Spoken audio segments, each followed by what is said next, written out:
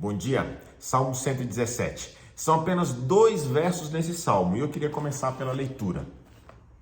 Louvai o Senhor, vós todos os gentios, louvai todos os povos, porque muito grande é a sua misericórdia para conosco e a fidelidade do Senhor subsiste para sempre.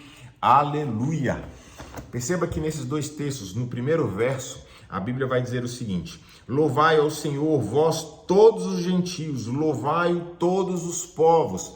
A impressão que dá na leitura é que o salmista está se referindo a todas as pessoas, as pessoas que não conhecem a Deus, que não andam com Deus, e ele, ao se referir a essas pessoas, ele diz: olha, louvem vocês ao Senhor.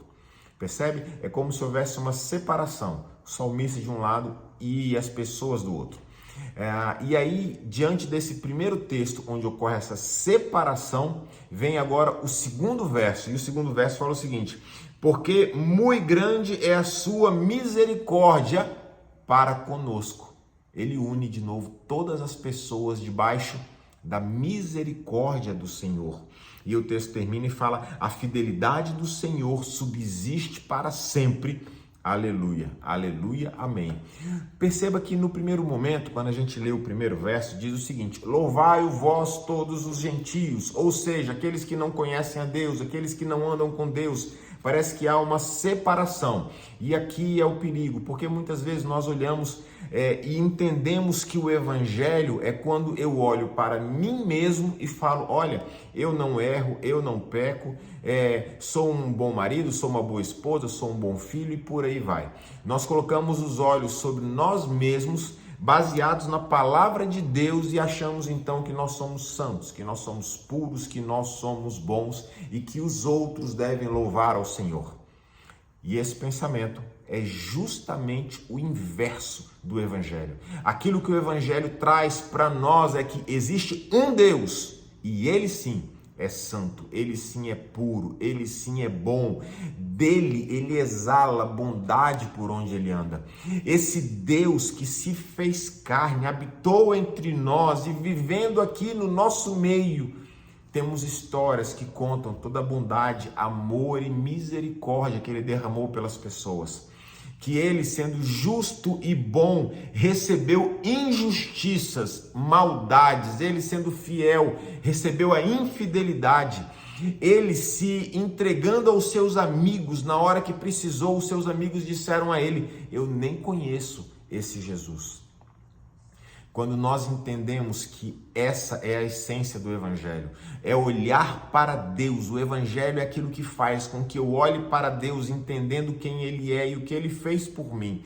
E agora que eu entendo o que Ele é e o que Ele fez por mim, eu percebo nesse momento que já não há nada de bom em mim.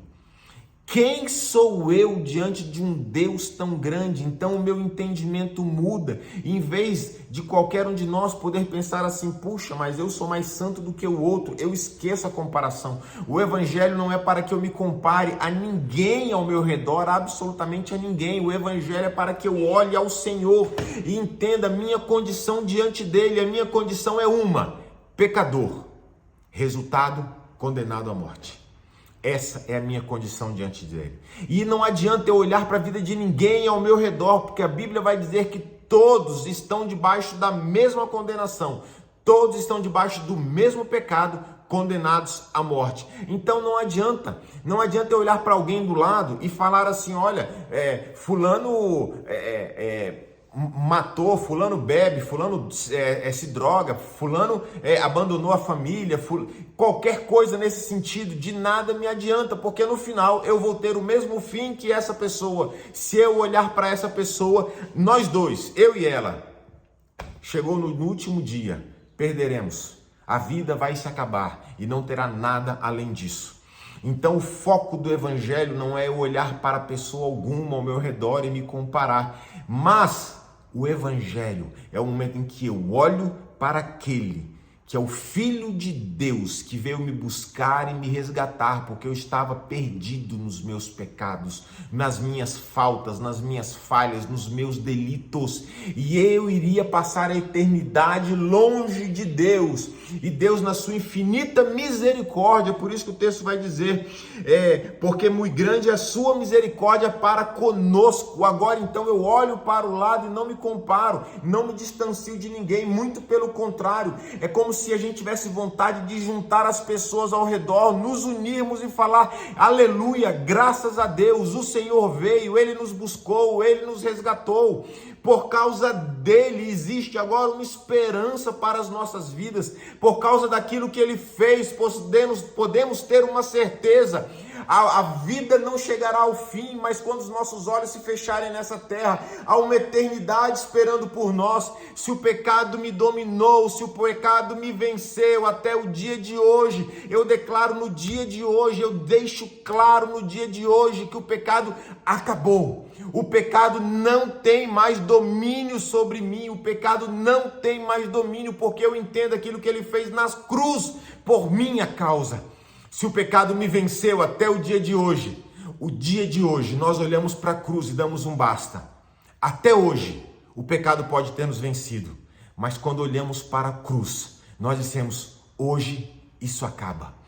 Hoje podemos vencer o pecado, não porque haja em nós algo que nos permita vencer, não, jamais venceríamos essa batalha, mas por aquilo que ele fez, porque a Bíblia vai dizer que Jesus deixou cravado na cruz tudo aquilo que o pecado nos acusava, tudo aquilo que estava escrito contra nós, ele deixou na cruz para deixar claro que agora nós somos livres para escolher a quem serviremos. Podemos servir ao Senhor, ou se alguém acha que não sofreu bastante no pecado, pode voltar ao pecado, mas ele nos deixa agora livre para fazermos as nossas escolhas. E qual o nome disso? Misericórdia. Ele exerceu a misericórdia, por isso que o texto começa, fala: ei, vocês gentios, mas no verso seguinte ele fala: todos nós juntos, porque grande é a misericórdia do Senhor, e ela alcançou todos nós de baixo. Então significa que todos nós temos uma esperança. Significa que todos nós podemos no dia de hoje olhar para trás e dizer: aquilo que eu vivo hoje não é mais determinado pelo meu passado. Se até hoje coisas do meu passado influenciam a minha vida no tempo presente, hoje eu vou dar um basta, porque eu entendo aquilo que ele fez por mim, a misericórdia me alcançou. Já não sou mais limitado a viver as consequências do meu passado, mas eu posso iniciar uma vida nova a partir de quando? De hoje, a partir de agora. Começar uma vida nova com quem? Com Cristo, e dizer: Ele é o meu Senhor, Ele é o meu Salvador. E na hora que eu declaro que Ele é, que eu me entrego a Ele, que Ele é o meu Senhor, sabe por quanto tempo ele vai durar essa aliança dele comigo? O texto termina dizendo: a fidelidade do Senhor subsiste para sempre. É uma fidelidade, é uma aliança que ele faz comigo, sabe por quanto tempo? Para sempre. Na hora que eu digo: Senhor, eu sou teu, ele jamais abrirá a mão de mim. Na hora que eu falo: Senhor, eu me entrego a ti, ele estará ao meu lado por toda a minha vida e depois por toda a eternidade comigo. As misericórdias do Senhor são a causa de não sermos consumidos. A nossa esperança está na fidelidade de Deus, que nos prometeu, e para que não tenhamos dúvida, nos deu exemplo, onde Cristo morreu, mas depois de 3 dias ressuscitou, para nos dizer: estão vendo? Assim como eu ressuscitei, também virei buscar e ressuscitar a cada um de vocês, para que, aonde ele estiver, possamos nós estar também ao lado dele, por toda a eternidade. Que Deus te abençoe, que você possa ter um dia cheio da presença de Deus, e que o Senhor fale ao seu coração. E aquilo que ele falar ao seu coração, que você possa viver, experimentar e praticar. Deus te abençoe.